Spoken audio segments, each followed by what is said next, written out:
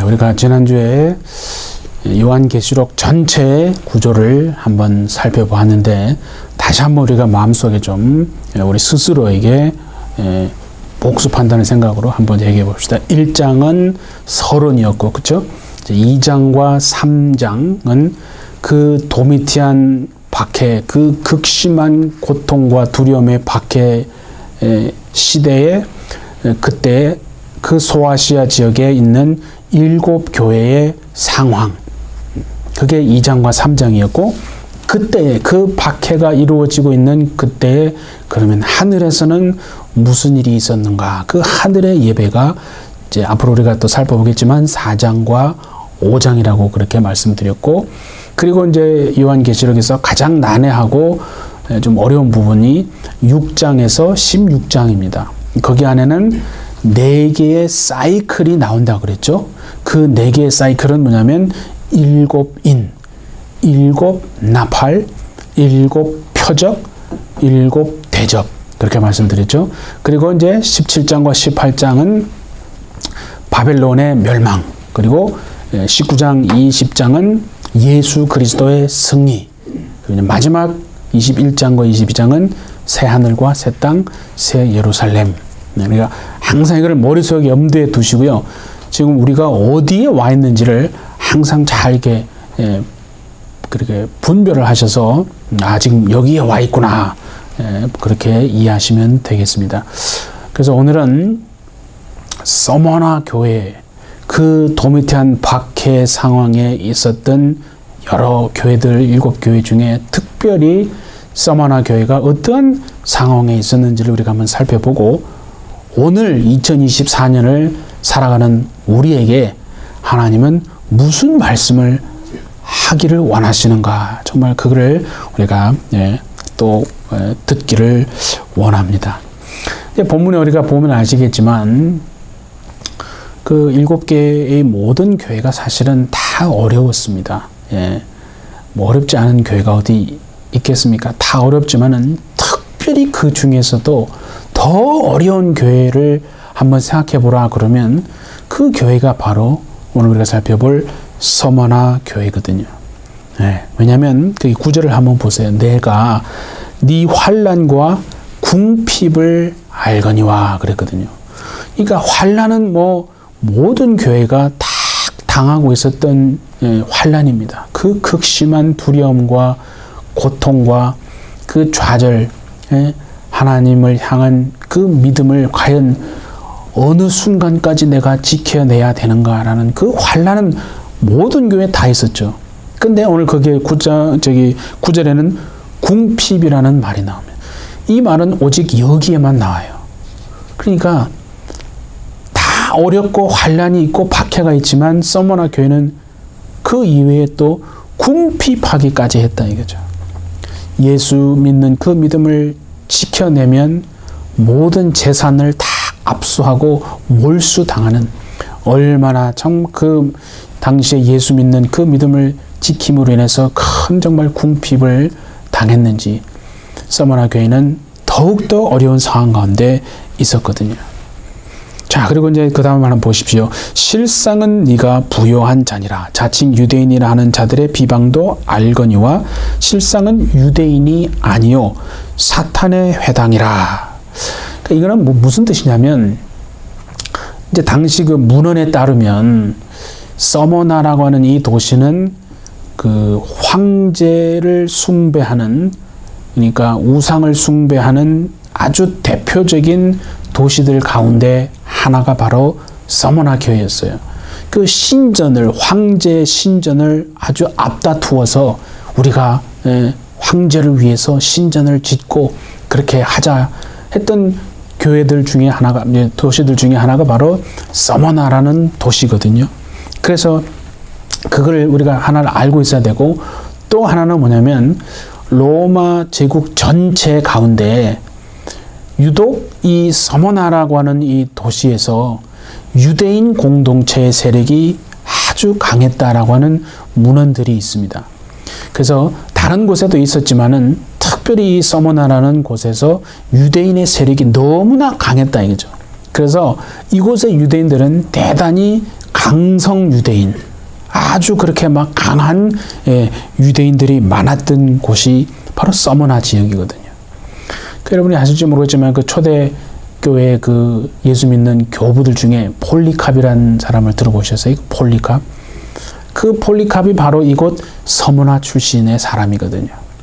근데 그 유대인들의 그 누명 때문에 처참하게 죽임을 당했던 바로 그 폴리캅, 그것이 그 사람이 이 서머나 출신이다 이거죠.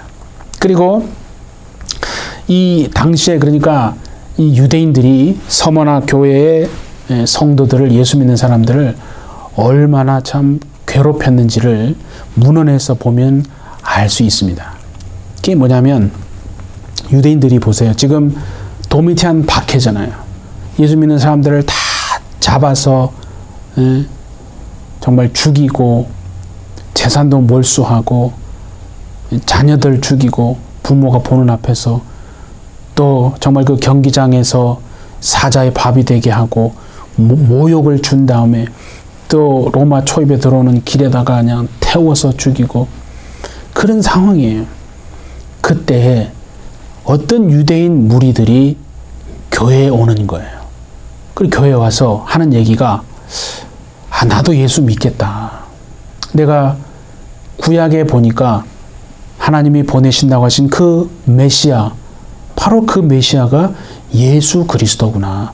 예수님이 메시아가 맞습니다. 그래서 이제 나도 유대인인데 예수 믿겠습니다. 라고 이렇게 유대인들이 찾아온 거예요. 그리스도인들에게. 그런데 참 그렇잖아요. 왜 하필이면 왜 이때 지금 이 도미티안 이 박해의 절정에 있었던 왜 이때 찾아오냐 이거예요. 그래서 교회 내에서도 성도들끼리 이렇게 뭔가 이렇게 의견이 나누어지지 않겠습니까? 과연 이걸 받아줘야 되는가?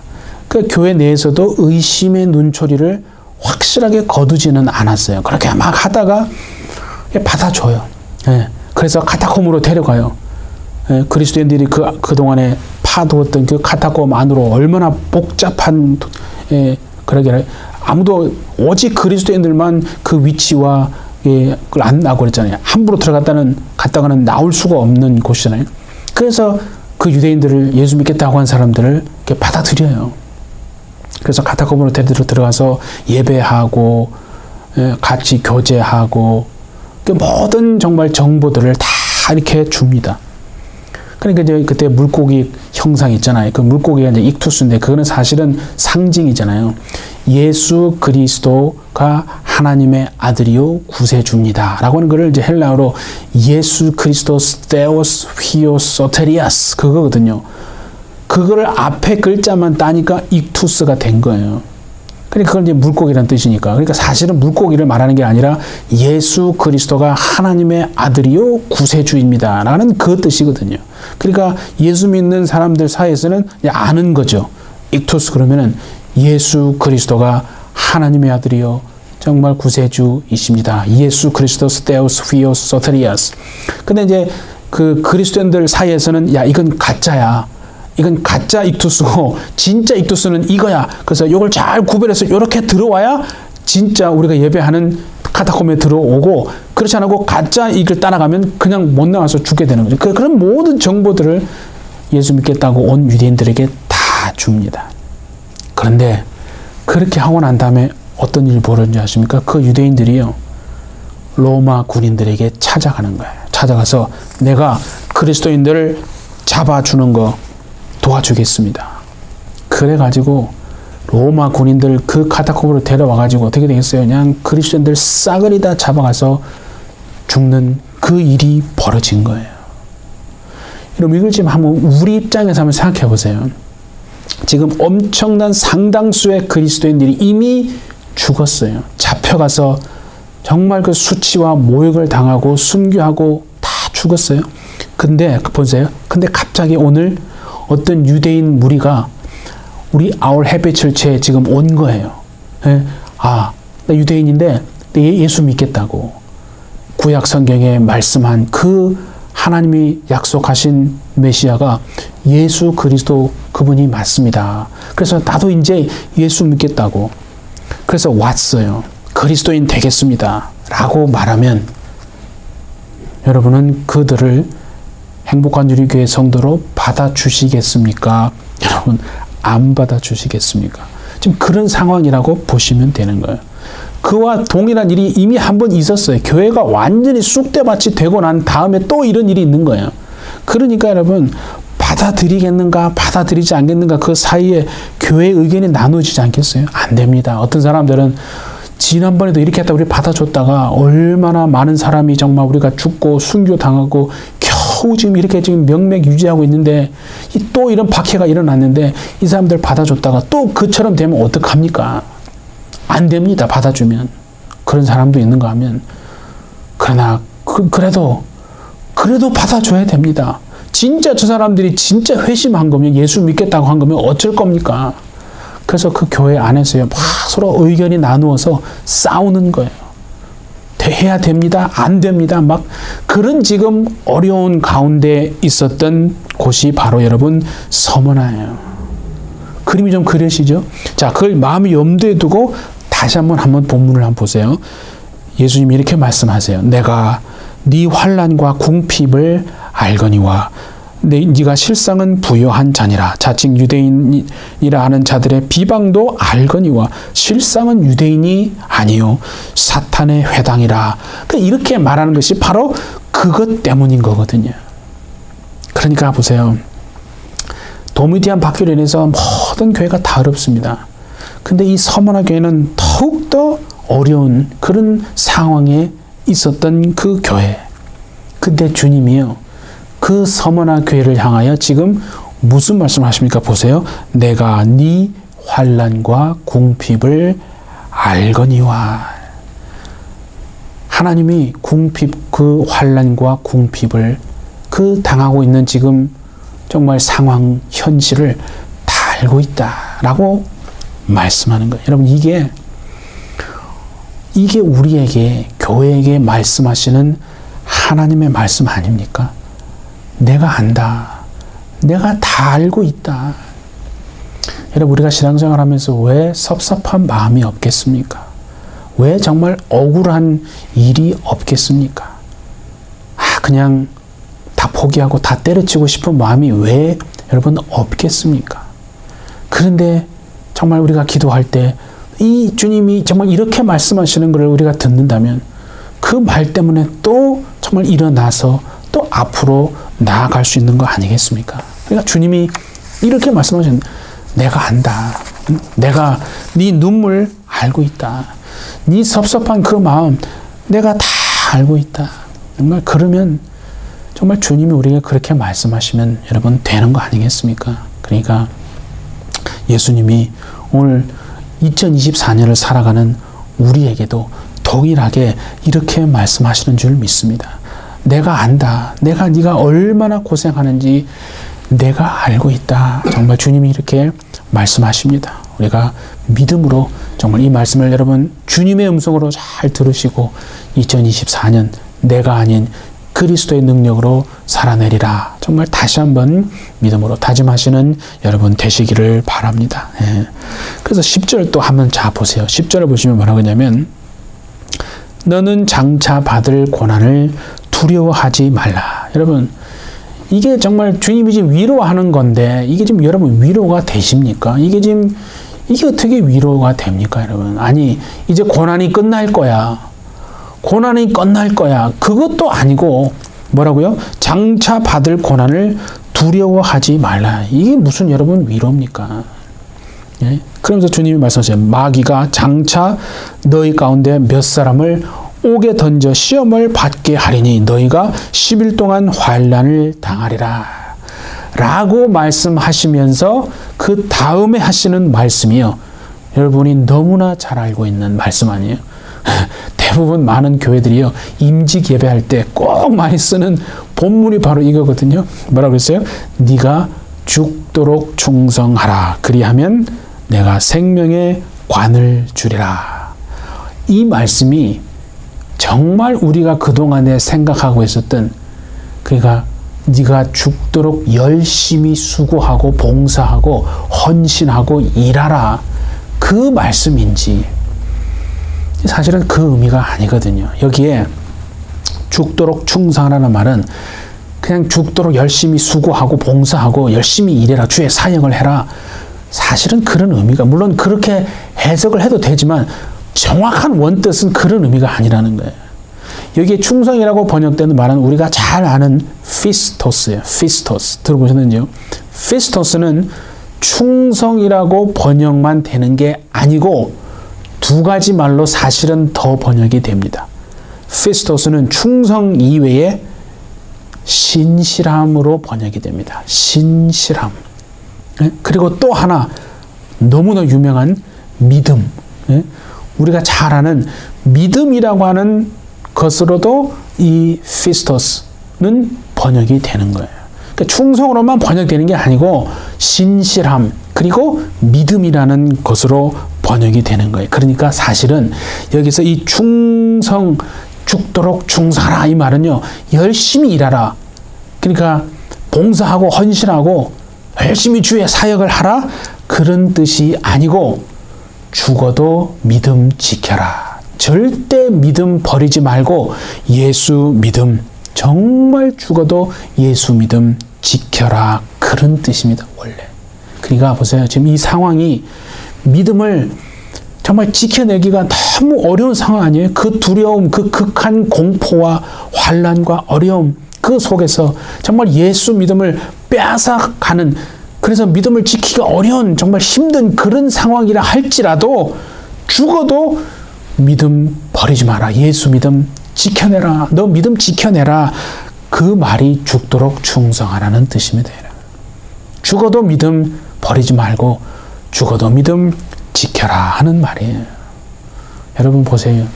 예수 믿음을 지키면 물질을 잃어버릴 수 있어요. 그 당시에는 모든 재산을 다 뺏겼다니까요. 모든 불이익을 당했어요. 예수 믿음을 지키면요, 직장을 잃을 수도 있어요.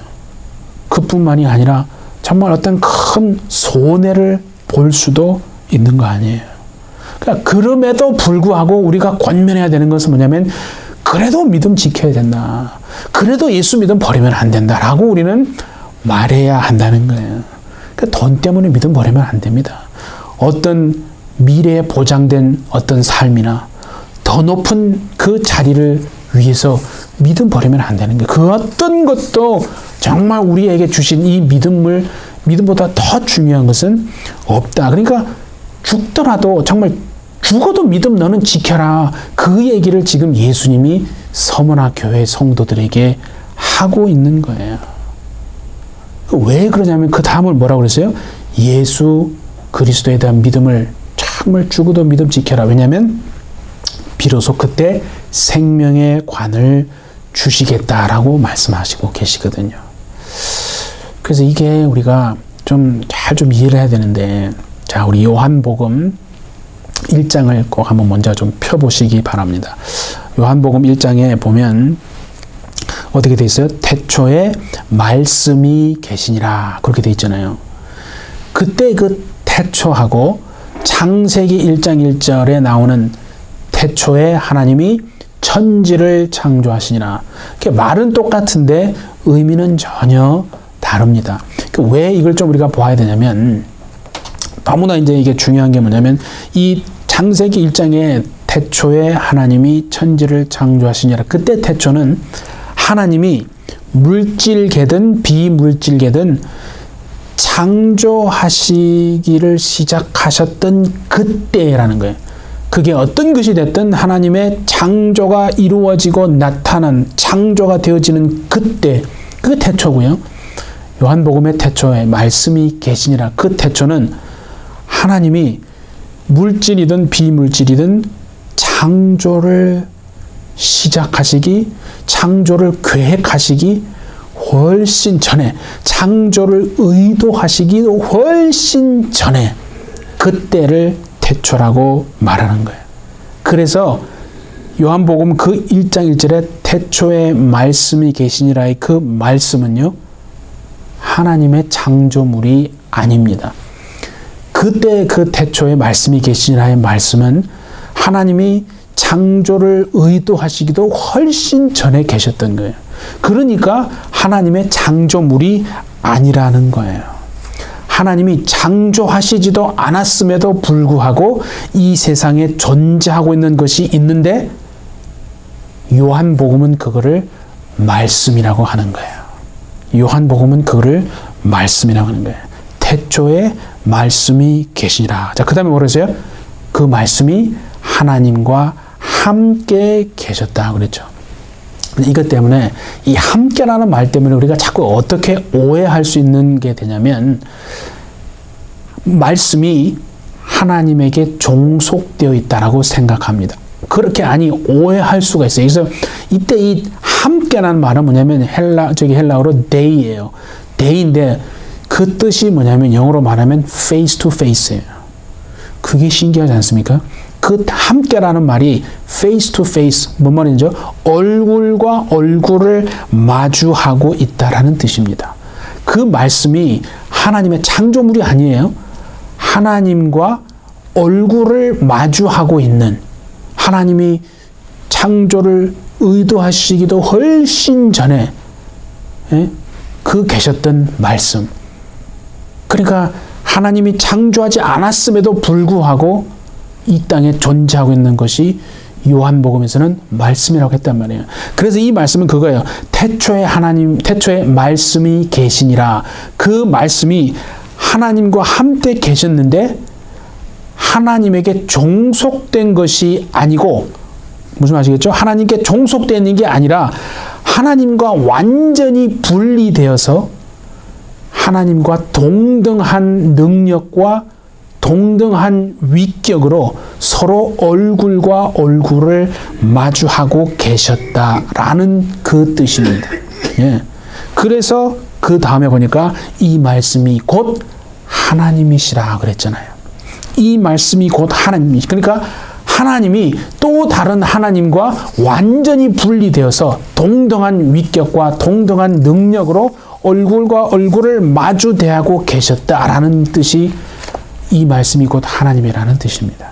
그래서 그 다음에 보면 요한복음 1장 14절에 그렇게 되어 있잖아요. 그 말씀이 육신이 되어 우리 가운데 거하시니 우리가 보니 하나님의 독생자의 영광이요 은혜와 진리가 충만하더라 라고 했잖아요. 그 말씀이 누굽니까? 그 말씀이 바로 예수 그리스도잖아요. 그렇잖아요. 그러니까 예수님은 하나님의 창조물이 아니다는 거예요. 그 얘기를 하는 거예요. 예수 그리스도는 하나님의 창조물이 아닙니다. 예수님 그 자신이 바로 하나님이시고 또 하나님의 본체의 형상이다는 거죠. 근데 진짜 얘기하고 싶은 건 이제 요한복음 1장 4절을 얘기하려고 그런 거예요. 바로 그 안에, 그 그리스도 예수 안에 뭐가 있었다고 하냐면 생명이 있었으니 그러잖아요. 그 안에 생명이 있다. 예수 안에 생명이 있다 이거죠. 그래서 이게 이제 문헌에 이제 따르면 이걸 좀 우리가 이해해야 돼요. 그 당시에 요한복음이 기록되었던 그 소아시아 때에 요한복음이 기록되었던 당시에 소아시아 지역에서는 사람들의 입에 가장 많이 회자되었던 그 단어가 뭐냐면 생명이거든요. 생명. 예를 들면 그런 거 아니에요. 2020년부터 2022년 말까지 가장 전 세계적으로 가장 많이 통용되었던 사람들의 입에 회자되었던 단어가 무엇입니까? 코로나잖아요. 코로나. 그렇죠? 그러니까 그런 것처럼 그 요한복음이 기록되었던 당시의 소아시아에 많은 사람들의 입에 가장 많이 회자되고 사람들의 관심이 있었던 것이 뭐냐면 생명이에요. 생명. 그래서 어떻게 하면 생명을 얻고 영생을 얻는가? 막 사람들이 막 관심을 가지고 생각하고 묻기도 하고 막 그랬거든요. 그래서 어떤 이 많은 이들이요 사람들을 미혹하는 거예요. 미혹시키는. 왜냐하면 보세요. 생명이라고 하는 건 분명히 있는 건 알아요. 생명이 있는 건 아는데 생명은 보이지가 않아요. 보이지가 않기 때문에 만질 수가 없고 가질 수가 없는 거거든요. 생명이 있는 건 알아요. 근데 이게 지금 보이지가 않기 때문에 내가 만질 수도 없고 가질 수가 없어요. 그래서 많은 이단들이 나와서 한 얘기가 뭐냐면 생명 갖고 싶어? 생명은 이렇게 하면 가져. 그러면서 어떤 영적인 막 사람들이 이해하지도 못하는 그런 막 본인들이 생각하는 신비하다고 하는 그런 지식이 있잖아요. 그런 아주 정말 은밀한 그런 지식을 가지면 생명을 가지고 영생을 가진다라고 많은 사람들을 미혹하는 이단들이 나왔거든요. 그게 뭔 소리인지 모르는 거예요. 자, 그런 상황이에요, 지금. 그런 상황에서 성경은 뭐라고 하냐면 그렇지 않다. 생명이 어디 안에 있냐면 예수 안에 생명이 있다.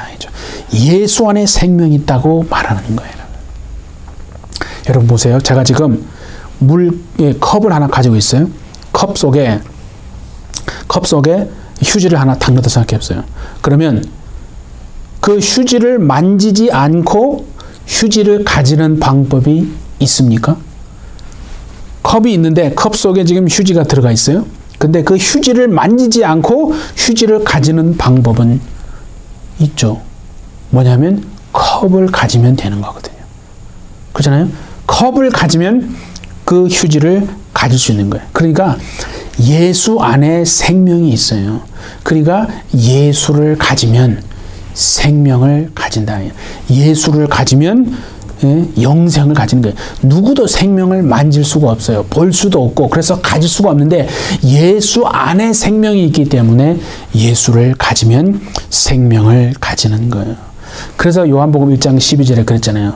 영접하는 자, 곧 그 이름을 믿는 자들에게 하나님의 자녀가 되는 권세를 주셨다. 그 말은 뭐냐면 마음에 예수를 가지는 거예요. 영접하는 건 예수를 가지는 거예요.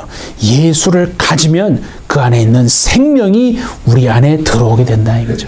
예. 그러니까 생명을 가질 수가 없다니까요. 눈에 보이지 않기 때문에 만질 수도 없고 가질 수가 없지만 예수 안에 그 생명이 있다는 게. 그래서 예수님을 받아들이면 그 예수를 영접하면 내가 예수를 내 마음에 가지면 영생을 얻게 되는 거예요. 영원히 사는 겁니다. 자 보세요. 그런데 역설적으로요. 살기 위해서 지금 엄청난 환난과 고난이 있어요. 예수 부인하면 살 수 있어요. 살기 위해서 예수를 버리면 죽어요. 그러나 내가 죽기를 각오하고 예수를 붙잡으면 살아요. 왜 그렇습니까? 예수 안에 생명이 있기 때문에 그런 거예요.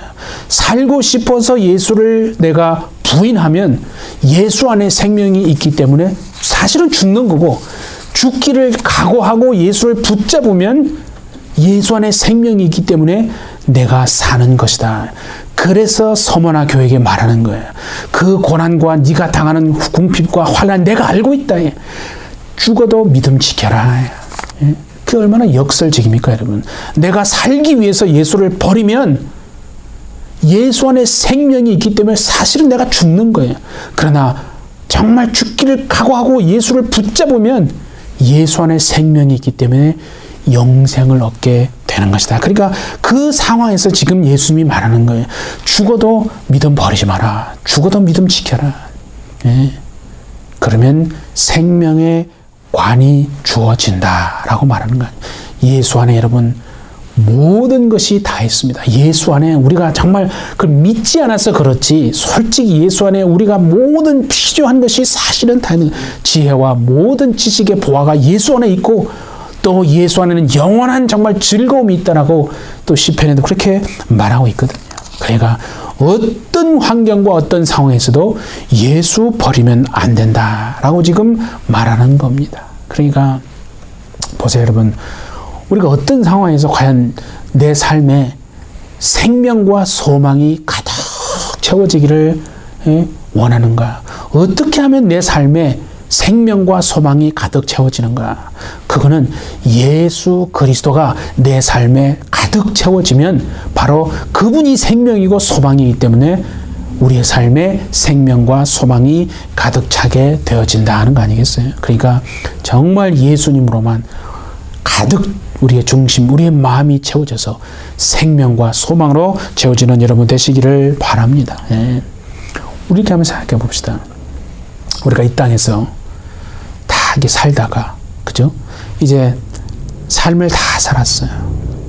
마지막 이제 호흡을 합니다. 그럼 이제 죽잖아요. 그럼 눈을 탁 감아요. 그러면 눈을 감았다가 눈을 탁 뜨면 우리는 어디에 있습니까? 우리 안에 예수의 생명이 있기 때문에 우리는 눈을 탁 뜨면 이미 우리는 예수님의 품 안에 여러분 있는 겁니다. 그거를 알아야 되는, 그걸 믿으라는 거예요. 그러니까 한번 생각해 보세요. 우리가 어떤 면에서 보면 두려워할 수도 있는 그 죽음이 우리를 붙잡고 있는 시간이 얼만큼 되겠습니까? 죽음이 우리를 붙잡고 있는 시간이 도대체 얼마나 기냐 이게. 정말 죽음이 우리를 붙잡고 있는 시간이, 아니 사망이 우리를 탁 붙잡고 있는 시간, 우리가 사망 안에 머무는 시간은 도대체 얼마입니까? 눈 깜빡하는 거 아닙니까? 예, 눈 깜빡하는 그 사이만 죽음이 우리를 붙잡고 있는 거고 우리가 사망 안에 머물러 있는 거예요. 그러니까 죽음이 두려우면 어떻게 하면 됩니까? 빨리 눈 뜨면 되는 거예요. 눈 뜨면 예수 안에 있는 그 생명이 우리 안에 있기 때문에 눈 뜨는 순간 우리는 어디에 있다고요? 예수님의 품 안에 있는 줄 믿습니다. 예. 그걸 지금 서머나 교회에게 말하는 거예요. 얘들아, 너희들이 당하는 환난과 그 고통 내가 다 알고 있다. 죽어도 믿음 버리지 마라. 지금 이 극한 두려움의 상황이, 이 환난과 이 정말 감당할 수 없을 것 같은 이 고난이 예수 그리스도를 향한 그 믿음을 빼앗아 갈 것 같은 그런 상황일지라 할지라도 절대 믿음 버리지 마라. 죽어도 믿음 지켜라. 라고 지금 하는 것이 서머나 교회에게 하시는 하나님의 말씀입니다. 그러면 오늘 2024년을 살아가는 우리에게도 여러분 정말 이렇게 주님이 말씀하시는 줄로 저는 믿습니다. 죽어도 믿음 지켜라. 어떤 환경과 상황에서도 믿음 버리지 말고 믿음 지켜라. 여러분, 죽도록 충성하라는 것은 그냥 열심히 봉사하고 헌신하고 일하 사역하라는 뜻이 아니라 어떤 환경에 네가 내몰릴다 할지라도 뭐 어떤 다른 것 때문에 믿음을 버리지 말고 정말 죽어도 믿음 지켜내라 라고 하는 거 아니겠습니까? 여러분, 그렇게 해서 그들의 그 순교를 통해서 그 믿음이 2024년을 살아가는 우리에게 선물로 여러분 이렇게 온 것이 아닙니까? 우리에게 주어진 이 믿음은요, 우리가 그냥 쉽게 가진 것이라고 여러분 생각하지 마시고 정말 그들이 흘린 그 피의 정말 결과로 하나님이 우리에게 주신 선물입니다. 그렇다면 우리도 이제는 상황 때문에, 환경 때문에, 뭐 내 생각 때문에, 사람들의 말 때문에 그냥 믿음을 그냥 버리는 것이 아니라 어떤 환경과 어떤 상황에서도 절대 하나님 내가 믿음 버리지 않겠습니다. 성령님 나를 도와주십시오. 내가 죽어도 믿음을 지키겠습니다. 라고 하는 정말 그 믿음, 2024년 우리가 내가 아닌 그리스도의 능력으로 좀 그렇게 살기로 기도하고 있잖아요. 여러분, 내 능력으로 사는 게 어찌 보면 훨씬 여러분 쉽습니다. 그리스도의 능력으로 사는 거예요. 참 어떻게 보면 어려운 거예요. 아니, 쉬울 수도 있지만 잘 생각해보면 사실은 얼마나 어렵습니까, 여러분. 오늘 이 서머나 교회에게 주시는 말씀이 곧 오늘 2024년을 살아가는 우리 햇빛처치 우리 여러분과 저에게 주시는 하나님의 음성으로 잘 들으셔서 어떤 환경과 상황에서도 결코 예수 믿음 정말 버리지 않고 내가 죽어도 하나님 믿음 지켜낼 수 있도록 정말 도와주십시오. 내가 아닌 그리스도의 능력으로 나는 살겠습니다. 라고 다짐하심으로 2024년 정말 하나님의 크신 그 뜻과 목적이 여러분의 삶에 이루어지고 성취되고 나타나서 세상을 향해서 보라, 이렇게 하나님의 뜻이 나를 통해 가정을 통해 이루어지고 있노라 라고 하는 것을 증언하시는 정말 저와 우리 모두가 되어주시기를 예수님의 이름으로 축복합니다. 네, 우리 함께 기도하겠습니다. 하나님 아버지, 2024년 오늘을 살아가는 정말 우리에게 예수 믿음의 선물이 어떻게 주어졌는지를 알게 하여 주셔서 우리가 당하는 어떤 고통의 상황에서도 이 예수 믿음 지켜낼 수 있는 죽어도 믿음 지킬 수 있는 은혜를 주님 허락하여 주옵소서. 이미 하나님이 모든 걸 다 보고 계시고 이미 다 아시고 계신다고 하신 하나님 아버지, 마음이 무너지는 정말 그런 때조차도 결코 예수 믿음 버리지 않고 죽어도 믿음을 지켜내는 정말 우리가 되게 하여 주셔서 생명의 관을 다 받는 우리 해피철치 다 되게 하여 주옵소서.